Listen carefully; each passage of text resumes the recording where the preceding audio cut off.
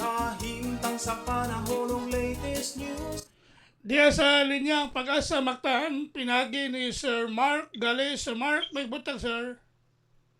May buntag, Sir Ariel, o sa atong mga suging tigkaminaw, matong latest update, bahin sa kahimtang sa itong panahon, o sa itong itabantayan, nga si Bagyong Berbena.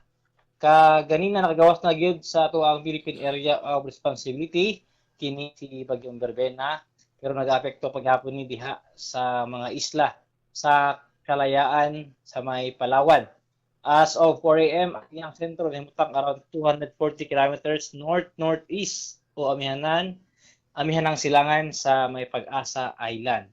Ang maong bagyo karon usa ni ka severe tropical storm, adunay dalang hangin maabot sa 110 kilometers per hour dulo siyang sentro and gustiness naa sa 135 kilometers per hour.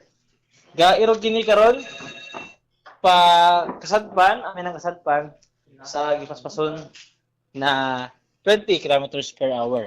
Kini man bagyo ha, layo na diri sa tuang dakit sa Kabisayaan.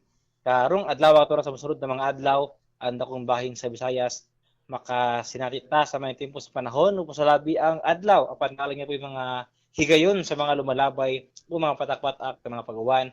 Pag panugdog kilat, gumikan na lamang aning mga localized thunderstorms. Para sa kahimtang sa hangin ug sa kadagatan diri sa Kabisayaan, doon na naman kita masinati nga hinay nga ito na sa kasarangan na paghuros sa hangin. Diin ang tuwang kadagatan, magmalinaw nga ito na sa kasarangan ang mga pagbalod. Diri sa Cebu ato ang kadagatan, adunay hunas. Karong alas 9:30 sa buntag, mu taob unyang alas 4:19 sa hapon.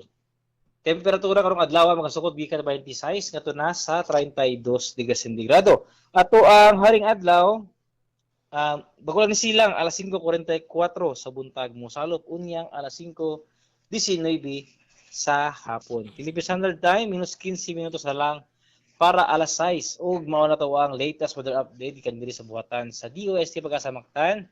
Kini si Mark Gales, maayong buntag ug daghang salamat.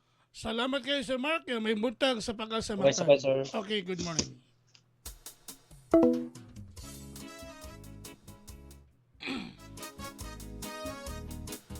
Inyo ga debate ang atong dagan sa kahimtang sa panahon nining adlaw nga Huwebes,